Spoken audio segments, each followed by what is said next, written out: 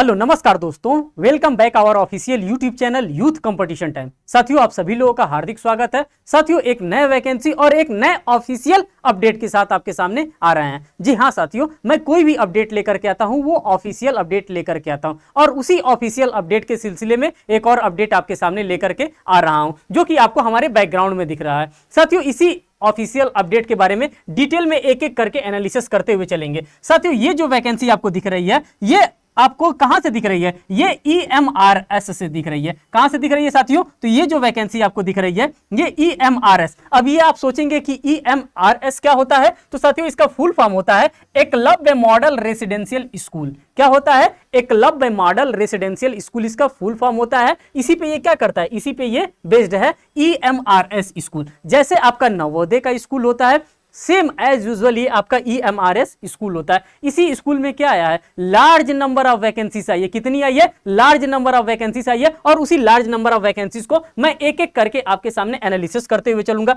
जो भी fact and circumstances होंगे, कब से इनका ऑनलाइन रजिस्ट्रेशन स्टार्ट होगा, किस किस पोस्ट के लिए कितनी कितनी वैकेंसीज आई है, सभी चीजों को हम यहाँ पे डिटेल में एनालिसिस करते हुए चलेंगे। देखिए, ये इंफॉर्मेशन बुलेटिन है और इसी इंफॉर्मेशन बुलेटिन के हिसाब से यहाँ पे देखिए 2023 लिखा है। तो इससे आपको क्या लग रहा है? ये जो मैं डाटा दे रहा हूं आपके सामने, क्या दे रहा हूं? ये अपडेटेड डाटा दे रहा हूं और इसी अपडेटेड डाटा को आपको क्या करना है? यहाँ पे रिसीव करना है। एक एक चीजों को मैं यहाँ पे आपके सामने रखता हुआ चलूंगा, एक एक चीजों को मैं आपको समझाता हुआ चलूंगा। आप समझते चलिए, देखते चलिए। जो जहां तक हो सकेगा उस चीज को हम क्या होगा, अगर यहाँ पे पीडीएफ में आपके पास शो होगा तो डेफिनेटली मैं पीडीएफ से शो करूंगा, और पीडीएफ से नहीं शो होगा तो उस चीज को मैं क्या करूंगा? उस चीज को मैं लिखने का भरपूर प्रयास करूंगा, आपको लिख करके और समझाने का मैं प्रयास करूंगा। अब यहाँ पर देख लीजिए, आपके पास सबसे पहले इंडेक्स आ रहा है। क्या आ रहा है साथियों? तो यहाँ पे सबसे पहले आपके पास इंडेक्स आ रहा है और इसी इंडेक्स के बिहाफ पे क्या किया जाता है? कभी भी कोई भी आप बुक खोलते होंगे, कोई भी बुक खोलते होंगे तो आपको वहां पे क्या दिखता होगा? इंडेक्स दिखता होगा। तो यही इंडेक्स दिया हुआ है। अब इंडेक्स में क्या दिया है? पहले इनके इंट्रोडक्शंस को दिया है, फिर important information at a glance दिया है, EMRS स्टाफ सिलेक्शन एग्जामिनेशन 2023। ये देखते ही आपके मन में गुदगुदी होनी चाहिए कि ये क्या है? ये अपडेटेड इंफॉर्मेशन है और इसी अपडेटेड इंफॉर्मेशन को मैं आपको शेयर करूंगा। किसी फर्जी इंफॉर्मेशन को यहाँ पे शेयर करने के लिए मैं नहीं आया हूं। आप ये ध्यान दीजिए कि मैं YCT पे खड़ा हूं, यूथ कंपटीशन टाइम चैनल पे खड़ा हूं, और यहाँ पे जो चैनल पे खड़ा रहता है वो आपको क्या देता है? अपडेटेड इंफॉर्मेशन डिलीवर्ड किया जाता है। अबाउट EMRS स्टाफ्स के बारे में जो हमारे लिए इंपॉर्टेंट चीज है, वहां पे हम चलते हैं। उसी टॉपिक्स को हम क्या करेंगे? आपके सामने एक एक करके डील करने वाले हैं। अब यहाँ पे आइए, ये आपके लिए इंपॉर्टेंट है और जो भी चीज इंपॉर्टेंट है उस इंपॉर्टेंट चीज को हम क्या करेंगे? उस इंपॉर्टेंट चीज को हम छोड़ेंगे नहीं, उस इंपॉर्टेंट चीज को एक एक करके हम यहाँ पे आपके सामने एनालिसिस करते हुए चलेंगे। अब यहाँ पे आपको देखने के लिए मिल रहा है, ये क्या देखने के लिए मिल रहा है साथियों? यहाँ पे कह रहा है कि चैप्टर सेकंड में जो आपने अभी इंडेक्स देखा है, उसी इंडेक्स का चैप्टर नंबर सेकंड कर रहा है important information at a glance के बारे में बात कर रहा है। कर रहा है examination date, fees detail and application process. इन तीनों चीजों के बारे में मैं आपको क्या करूंगा? एनालिसिस कराऊंगा। साथ ही साथ कर रहा है online submission of application form. इसका online submission of application form की बात कर रहा है 23:50 पे 31 जुलाई 2023 तक। कहां तक कर रहा है साथियों? तो 31 जुलाई 2023। Fees payable on ESSE 2023। Online mode में आपको इस फॉर्म को फिल करना है, ऑनलाइन मोड में आप इसको फॉर्म को रजिस्टर करेंगे। इसमें थोड़ी सी इंफॉर्मेशन मैं आपको शेयर करना चाहूंगा साथियों। अगर आप सोचेंगे कि इसका ऑनलाइन एप्लीकेशन का स्टार्ट कब से हो रहा है, तो ऑनलाइन स्टार्ट आपका कब से हो रहा है? तो ये 28 तारीख से हो रहा है, 28/6/2023 से। कब से? 28/6/2023 से इसका एप्लीकेशन फॉर्म यहाँ पे क्या हो जा रहा है? इसका एप्लीकेशन फॉर्म यहाँ से स्टार्ट हो जा रहा है। देख सकते हैं आप 28/6/2023 से। और लास्ट डेट की अगर हम बात करते हैं साथियों, तो 31/7/2023 इसका क्या होगा? इसका लास्ट डेट होगा। ये दोनों डेट आपके लिए इंपॉर्टेंट है। ये एप्लीकेशन का डेट है साथियों, ये एप्लीकेशन का डेट है इनका, ये एप्लीकेशन का डेट होता है और ये क्या होता है? ये लास्ट डेट होता है। और ये दोनों डेट आपके लिए क्या होता है? ये दोनों डेट आपके लिए रामबाण होता है। अगर आप इन दोनों डेट को लर्न करके रखेंगे, कैलेंडर को मार्क करके रखेंगे, तो आप क्या करेंगे? इस फॉर्म को कभी भी भरने से आप चूकेंगे नहीं। ये आपने यहां पर देख लिया, जो आपके लिए बेसिक इंफॉर्मेशन था। अब यहां पे किस किस पोस्ट के लिए कितने कितने नंबर ऑफ वैकेंसीज निकाले गए हैं उसको भी आप देखते चलिए। क्या फीस लगने वाला है उसको भी देखिए। कह रहा है यहाँ पे प्रिंसिपल के लिए बहुत बड़ी पोस्ट है। प्रिंसिपल, किसी स्कूल का प्रिंसिपल, किसी कॉलेज का प्रिंसिपल, प्रिंसिपल के पोस्ट के लिए निकाला गया है। उसके लिए फीस कितना रखा गया है? 2000 रुपया यहाँ पे आपको एप्लीकेशन फीस रखा गया है। पीजीटी के लिए निकाला गया है 1500 रुपया एप्लीकेशन फीस रखा गया है। नॉन टीचिंग स्टाफ के लिए निकाला गया है 1000 रुपया यहाँ पे एप्लीकेशन फीस रखा गया है। Downloading admit card NEST website, यहाँ पे वेबसाइट आपको दिया है कि जब आपका ये एग्जामिनेशन कंडक्ट होगा तो आपके एग्जामिनेशन का क्या निकाला जाएगा, यहाँ पे आपका वो निकाला जाएगा, एडमिट कार्ड निकाला जाएगा। डेट ऑफ एग्जामिनेशन की बात कर रहा है, विल बी नोटिफाई, आपको बहुत ही जल्दी नोटिफाई करेगा, ये आपको EMRS भी आपको नोटिफाई करेगा और साथ साथ YCT भी आपको क्या करेगा, इन्फॉर्म करेगा। ड्यूरेशन ऑफ एग्जामिनेशन की अगर हम बात करते हैं कि कितने देर में ये एग्जामिनेशन कंडक्ट होगा, तो साथियों ये जो एग्जामिनेशन है 180 minutes for teaching staff and 150 minute for non teaching staff, यहां पे दोनों के लिए बात कर रहा है। 180 मिनट टीचिंग स्टाफ्स के लिए है और 150 मिनट नॉन टीचिंग स्टाफ्स के लिए। तो ये दोनों चीजों को, दोनों फैक्ट एंड सर्कमस्टेंसेस को आपने यहाँ पे क्या किया, डेफिनेटली एनालिसिस करने का काम किया। जो आपके लिए जरूरत की चीज है उन सभी जरूरत की चीजों को हम यहाँ पे बताते हुए चलेंगे। देखिए अब किसमें कितने नंबर ऑफ पोस्ट को क्या किया गया है, आपको निकाला गया। ये जानना आपके लिए सबसे इंपॉर्टेंट होता है कि कितने नंबर ऑफ पोस्ट के लिए क्या किया गया है, यहाँ पे वैकेंसीज जारी किया गया है। तो अब ये देखिए ये आपके लिए जरूरी चीज है। हम बात करते हैं चैप्टर 3 पे, ये पूरे इंडेक्स का चैप्टर वाइज इन्होंने क्या किया, इसका बाइफर्केशन किया है और उसी बाइफर्केशन के अकॉर्डिंग में ही हम सारी चीजों को आपके सामने फर्निश करते हुए चल रहे हैं। सबसे पहले कर रहा है about EMRS staff selection examination 2023, कह रहा है पोस्ट की बात कर रहा है, कौन कौन सा पोस्ट है और कितने नंबर ऑफ वैकेंसीज यहाँ पे जारी की गए हैं। पहले पोस्ट को देख लीजिए और नंबर ऑफ वैकेंसीज को देख लीजिए कि कितने नंबर ऑफ वैकेंसीज और कितने पोस्ट के लिए यहाँ पे जारी किया गया। साथियों अगर हम टोटल पोस्ट की बात करते हैं तो 4062 यहाँ पे पोस्ट है। कितने पोस्ट है, तो 4062 मींस की 4062 पोस्ट। ये कितने नंबर ऑफ पोस्ट है, तो ये टोटल पोस्ट की अगर हम बात करते हैं तो 4062 पोस्ट के लिए टोटल नंबर ऑफ वैकेंसीज यहाँ पे आपको जारी की गई है। अगर हम प्रिंसिपल साहब की बात करते हैं तो प्रिंसिपल साहब जिनको बनना है तो 303 पोस्ट यहाँ पे सिर्फ और सिर्फ प्रिंसिपल साहब लोग के लिए है। कितने पोस्ट है, तो 303 पोस्ट है। अगर हम टीजीटी की बात करते हैं, पीजीटी की बात करते हैं तो 2266 पोस्ट पीजीटी वालों के लिए निकाला गया। अगर हम अकाउंटेंट की बात करते हैं तो 361 पोस्ट अकाउंटेंट के लिए निकाला गया। अगर जूनियर सेक्रेटरी असिस्टेंट की हम बात करते हैं तो 759 पोस्ट इनके लिए भी निकाला गया। लैब अटेंडेंट की बात करते हैं तो 373 पोस्ट इनके लिए भी निकाला गया। और टोटल अगर हम पोस्ट की बात करते हैं तो 4062 पोस्ट यहाँ पे क्या कर दिया गया है, जारी कर दिया, जो कि ऑलरेडी मैंने यहाँ पे मेंशन कर दिया है। तो ये थी बेसिक इंफॉर्मेशन और बेसिक इंफॉर्मेशन आपके पास होना जरूरी है। साथ ही साथ कह रहा है कि प्रिंसिपल ग्रुप ए की कैटेगरी में कह रहा है कि 125 अगर यहाँ पे वैकेंसी अनरिजर्व के लिए 125 है, ईडब्ल्यूएस के लिए 30 है, ओबीसी के लिए 81 है, एससी के लिए 45, एसटी के लिए 42 है। मींस की टोटल 303 पोस्ट को इन्होंने क्या कर दिया, पूरा यहाँ पे बाइफर्केशन कर दिया कि किस किस प्रकार से हम पोस्टों को यहाँ पे शेयर कर रहे हैं। मान लीजिए 303 पोस्ट निकाला गया तो सिर्फ अनरिजर्व वालों के लिए थोड़ी नहीं निकाला गया है भाई, सभी के लिए तो निकाला गया है। हमारे समाज में काफी प्रकार के कास्ट के लोग रहते हैं, जैसे ईडब्ल्यूएस हैं, ओबीसी हैं, एससी है, एसटी हैं, सभी चीजों के लिए क्या कर दिया गया, बाइफर्केशन करके यहाँ पे पोस्ट को निकाला गया। अब यहाँ पे आपको देखने के लिए मिलेगा कि पूरा सब्जेक्ट वाइज आपको देखने के लिए मिलेगा। किसकी बात कर रहे हैं, तो यहाँ पे सब्जेक्ट की बात कर रहे हैं। किसकी बात कर रहे हैं साथियों, तो यहाँ पे सब्जेक्ट की बात कर रहे हैं। जैसे यहाँ पे प्रिंसिपल की आप देख रहे हैं, तमाम चीजों को आप देख रहे हैं, इसी तरह से यहाँ पे आपको क्या देखने के लिए मिला, यहाँ पे सब्जेक्ट देखने के लिए मिल रहा है कि किस किस सब्जेक्ट के लिए क्या क्या किया गया है। अब आप यहाँ पे एनालिसिस करिए। पोस्ट ग्रेजुएशन टीचर की बात करते हैं, जो पीजीटी के लिए वैकेंसीज निकाली गई, उसी पीजीटी की वैकेंसीज के बारे में कर रहा है। टोटल 2086 वैकेंसीज की बात कर रहा है, टोटल वैकेंसीज की बात कर रहा है। English, Hindi, maths, chemistry, physics, biology, history, geography, commerce, economics and computer science, ये सभी के सभी क्या हैं, ये सभी के सभी सब्जेक्ट हैं। और इन्हीं सभी सब्जेक्ट में क्या बनाया जाएगा, आपको टीचर बनाया जाएगा। और ये किसकी बात कर रहा है, ये पीजीटी की बात कर रहा है। किसकी बात कर रहा है साथियों, तो पीजीटी, जिसको हम लोग ग्रुप बी की नौकरी की बात कर रहे हैं। यहाँ पे ग्रुप बी कह रहा है इसको, ये ग्रुप बी की है। टोटल तो इतना आपने देख लिया, अनरिजर्व में बांटा है, ईडब्ल्यूएस में बांटा है, ओबीसी में बांटा है, एससी में, एसटी में और ओएच कैंडिडेट्स में, सभी कैंडिडेट्स में क्या किया गया, सीट को डिवाइड किया गया है। जितने नंबर ऑफ कैंडिडेट थे उसी नंबर ऑफ कैंडिडेचर के अकॉर्डेंस में क्या किया गया, सीटों को यहाँ पे बाइफर्केट करने का डेफिनेटली काम किया गया। आगे देखिए साथियों, यहाँ पे क्या कर रहा है, जो जो चीज इंफॉर्मेशन आपको शेयर करना है, सभी इंफॉर्मेशन पॉजिटिवली मैं यहाँ पे आपको शेयर करता हुआ चलूंगा जो आपके एग्जामिनेशन के लिए रेलिवेंट है।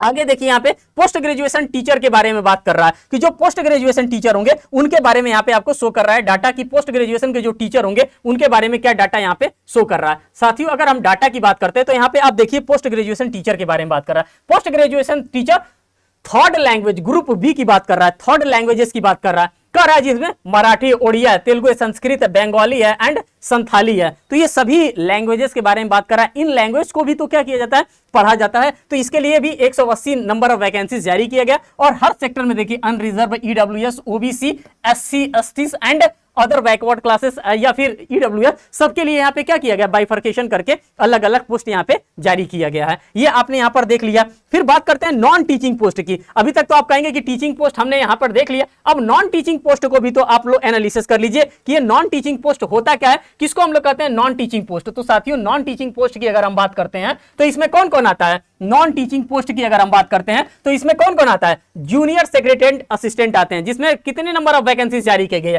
टोटल 759 वैकेंसीज जारी की गई है।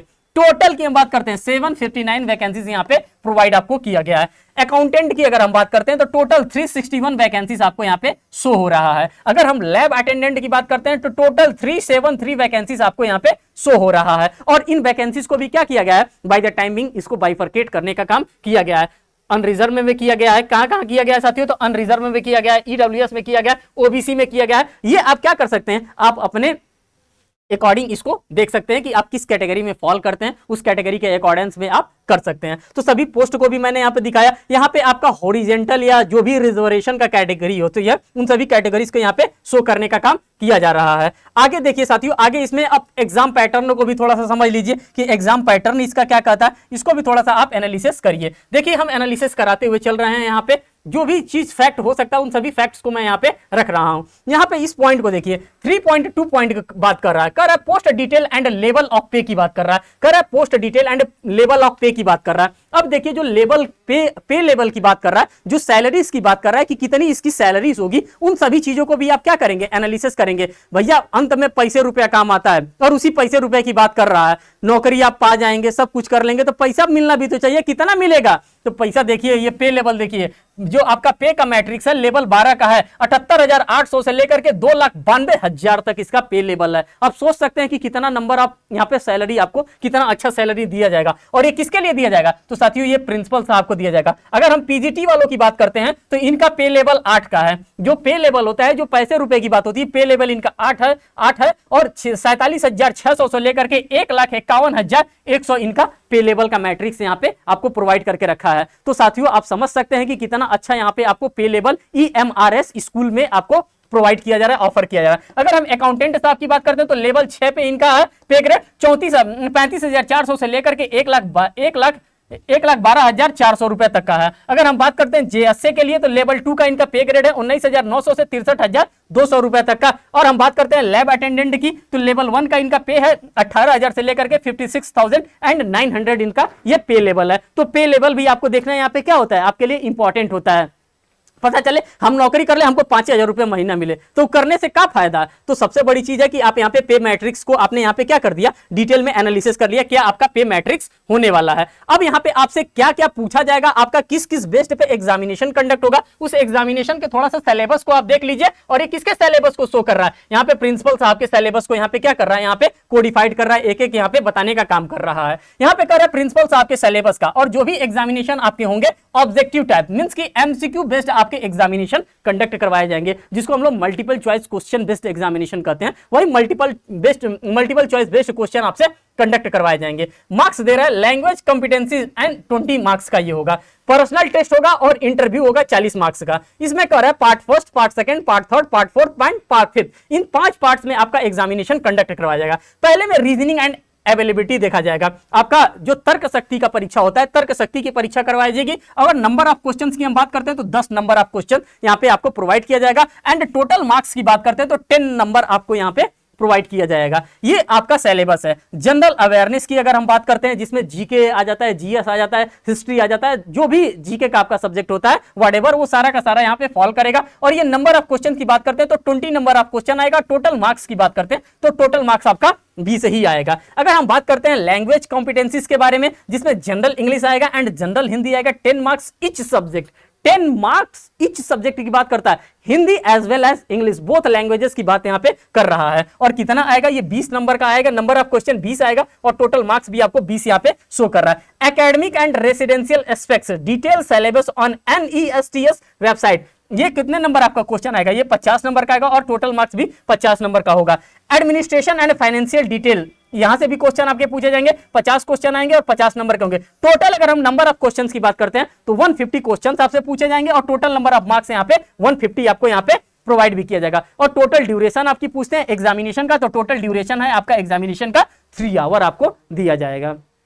तो जो डिटेल एनालिसिस करना था प्रिंसिपल साहब के बिहाफ पे, मैंने प्रिंसिपल साहब के बिहाफ पे पूरा यहाँ पे डिटेल एनालिसिस कर दिया। आगे देखिए आगे क्या कर रहा है। आगे अगर आप लोगों के लिए कोई भी इंपॉर्टेंट चीज होगा तो वो इंपॉर्टेंट चीज ये वाईसीटी ये छोड़ता नहीं है, ये आपको दूर तक लेकर के जाएगा, एक एक चीजों को यहाँ पे बताने का काम करता है वाईसीटी। देखिए आगे यहाँ पे पीजीटी वालों के लिए है। अब पीजीटी वालों के लिए क्या कर रहा है, तो साथियों पीजीटी वाले के एग्जाम, इनका भी एग्जाम कैसा होगा, तो ये सिलेबस है, सिलेबस को डिस्कस करना बहुत जरूरी होता है। आपको अगर कोई भी इंफॉर्मेशन दिया जाएगा तो आपको एप्लीकेशन कब से स्टार्ट हो रहा है, उसका लास्ट डेट कब क्या होगा, ये आपको जानना जरूरी होता है। क्या उसमें फीस लगता है, ये आपको जानना जरूरी होता है। क्या आपकी एज क्राइटेरिया होती है, ये जानना आपका जरूरी होता है। और क्या लास्ट में सिलेबस होता है, बाकी दुनिया जाए भाड़ में, हमसे उससे मतलब नहीं है। देखिए कह रहा है 130 marks and languages competencies 20 marks का ये पेपर होगा। अगर हम इनके एग्जामिनेशन की बात करते हैं तो इनका भी एग्जामिनेशन जो होगा साथियों, इनका ये part first, second, third, fourth and fifth 5 part में इनका एग्जामिनेशन होगा। पहले जनरल अवेयरनेस का पेपर आएगा साथियों, जनरल अवेयरनेस आपका पीछा नहीं छोड़ेगा। और वाईसीटी आपको जनरल अवेयरनेस की क्या करती है, कंटिन्यूअसली प्रिपरेशन